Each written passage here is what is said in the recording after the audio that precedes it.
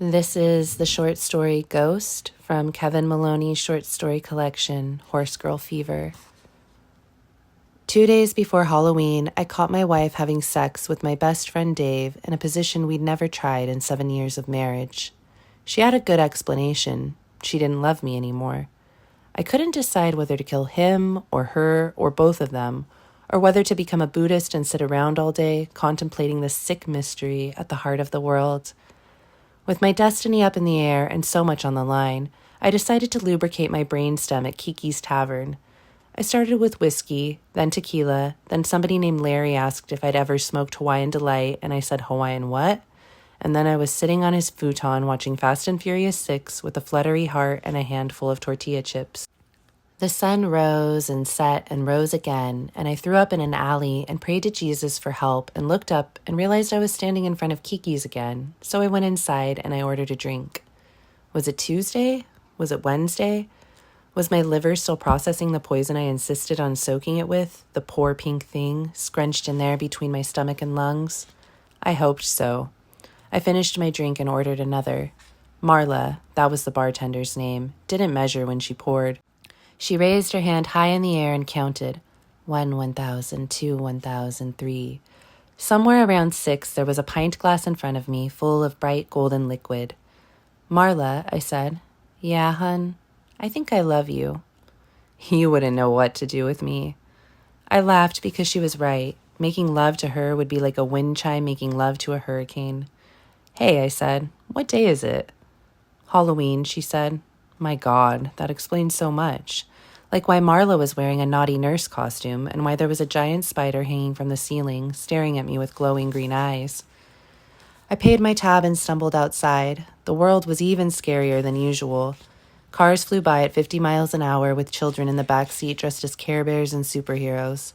Their faces were twisted into diabolical shapes by all the sugar they'd consumed. They pointed their fingers at me and screamed, "Look at the scary man!" I looked down. I was wearing a suit and a tie and seemed to have a puke stain on my Oxford shirt. My hands fluttered like hummingbirds. I was a monster. I tried to hail a cab, but I lived in Portland, Oregon. Hardly anybody owned a car. There were just people on bicycles offering to give me a ride on their handlebars. A guy named Gene pulled over. He had a fancy mustache and referred to his bike as a fixie and said I needed to hold on tight or I'd probably die. I hopped on. "Where are you going?" he asked. "Where are you going?" I asked. "Halloween party," he said. "Beautiful," I said, and we were on our way.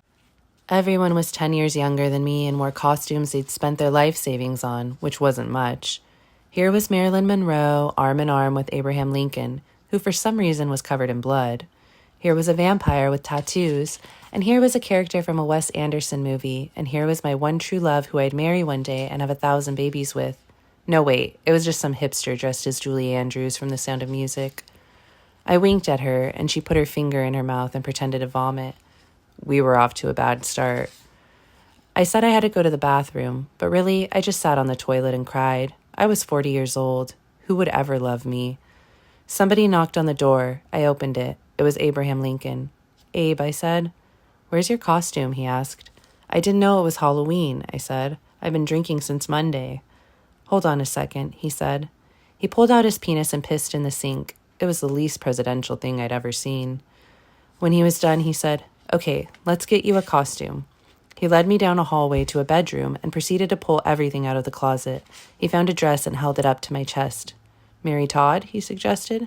"Who?" I asked. "My wife," he said. "I don't want to talk about wives." He shrugged and started pulling drawers out of the dresser. "Do you live here?" I asked. "No, sir." "Who lives here?" "Some girl named Wanda. No, Wilma. Shit, I don't know." He flopped on the bed and his top hat fell off, and he asked if I wanted to snort some cocaine. This seemed like the kind of thing that could ruin a political career, but I said, "Okay." He asked if I was game for something kinky. "Depends," I said. He got on top of me and took off my shirt and dumped some cocaine on my stomach and snorted it off through a short glass straw. "Jesus," I said. "That was hot," he said. I told him I'd never done anything like this before. He said bellies are for pros and cut me a line on the bedside table. I snorted it and watched 1,000 white butterflies migrate across a memory from my childhood. He did a line, and then I did a line, and then he did a line, and then I did a line, and then he asked if I wanted to try something even kinkier than the kinky thing we just did a few seconds ago. I knew where this was going. I was in a Civil War version of Brokeback Mountain. I told him I wasn't into that kind of thing, not even with a president. Too bad, he said. I'm feeling really weird right now, I said. Is my face on fire? He said no and offered to get me some ice. I was so touched by his concern that I almost let him do whatever kinky thing he was thinking of doing a minute ago when I was feeling bashful and homophobic. I was about to tell him I might be game after all when he said, "What about a ghost?" "A what?" "A ghost," he said. "Hold on a second." He disappeared and reappeared with a pair of scissors. He pulled the sheet off Wilma's bed and cut 2 eye holes. "Does Wilma know you're doing this?" I asked. "Who's Wilma?" The eye holes were jagged, but Abe was satisfied. He helped me put on the costume. "That's kind of creepy," he said. "Ooh," I said, making a ghost sound. "No, I'm serious," he said. "Stop that. You're creeping me out." I held out my hands and said, "Ooh," and chased Abraham Lincoln back into the party. Under Wilma's sheets, it was about 1,000 degrees, but it was fun. People treated me different now that I had a costume. A bearded giant dressed as a Pokemon character said, "Ghosty ghost," and gave me a high five. A girl in fishnet stockings and maid's costume said, "Oh my God, dead people are so fucking hot." A guy in a purple suit, who might have been Austin Powers, asked if I wanted to dance, and I said sure, but I said it like, "Sure," because I was a ghost. A techno song came on, and I moved my arms like a robot. Austin Powers spun me around and bent me over and slapped my ass. The entire party howled and said, "Check it out, Austin Powers is up in that ghost shit." The song ended, and it was 2,000 degrees under the sheet, but Julie Andrews walked up and looked at me in a sensuous way that suggested she didn't know I was the same guy she just made a barfing face at 10 minutes ago. She grabbed my ghost hands and spun me around and looked like she was about to break into my favorite things, but then Royals by Lorde came on, and I pumped my ghost fists in the air, and Julie Andrews started twerking, and I wondered if I'd ever been this happy. Wait, of course I hadn't. I'd been miserable for 7 years. It all made sense now. I just wish I had a time machine. Fuck, 7 years. "What's wrong?" asked Julie Andrews. Because I'd walked out the sliding glass door and was sitting in Wilma's lawn, pulling tufts of grass out of the ground, crying. "I wasted my life," I said. She shook her head. "No, you didn't." "I did," I said. "No, you didn't." She seemed pissed. She was standing above me and had her foot on my sheet. She pushed me, and I popped out on the other side. It was like I'd just been born. I was a baby, high on cocaine, rolling around in somebody's yard. I tried to pull the sheet back over my head, but Julie Andrews wouldn't let me. "Please," I begged. "No," she said. "Please." "No." She crawled on top of me and sat on my stomach and leaned in close. "No," she said. "What are you talking about?" I asked. "Your life," she said. "What about it?" "It's perfect," she said. She started laughing. There was a crowd. Everybody was on the porch drinking Pabst Blue Ribbon. The Milky Way was above us, which was the universe. Oh shit, the universe. It was so pretty. It was purple, like Orion knocked over the Kool-Aid. It was full of stars. I tried to count them, but I lost track. "What are you doing?" asked Julie Andrews. "Counting the stars," I said. "There's so many." She lay down beside me and started counting too, but we were terrible astronomers. I couldn't remember what number came after 11. Julie got the hiccups. In a better world, a celestial love would have bloomed between us, right there on the lawn, gazing up at all those massive infernos belching their immensity into the infinite nothingness. But in this world, Julie's boyfriend showed up dressed as David Bowie from Aladdin Sane. He was good looking. Christ, he was beautiful. I hated him for about 6 minutes until he offered me a cigarette and asked what my name was. "Ghost," I said. "That name rules," he said. We smoked and talked about his discography. We both agreed that Ziggy Stardust was his best album, but that Station to Station was vastly underappreciated. Julie went to find another drink.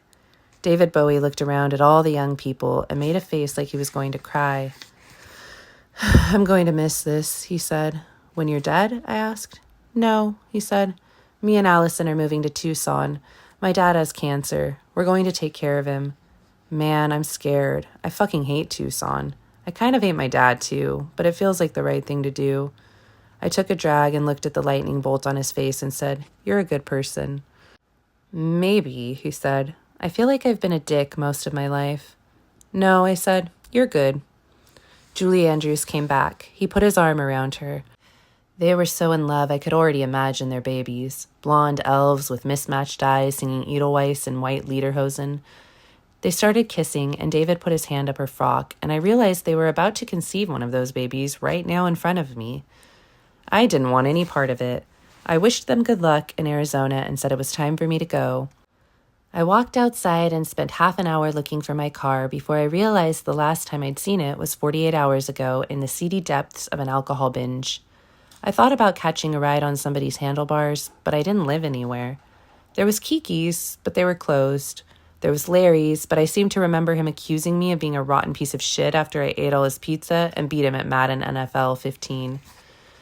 I was moseying around on the lookout for a vacant and somewhat clean dumpster when I saw them, a gang of zombies with gashes in their skulls, splattered with their own brains. They were headed straight for me, staggering because they'd been up all night drinking or because they were dead. I didn't ask if I could join them. I just got swallowed up in their dark reality.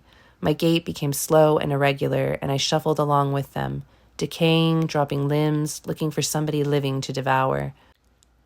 Were we haunting the world? Was the world haunting us? Would I ever be loved by someone who hadn't abolished slavery? Tomorrow would be all about answering questions, but tonight, for these last few hours of darkness, I stuck my arms out and moaned.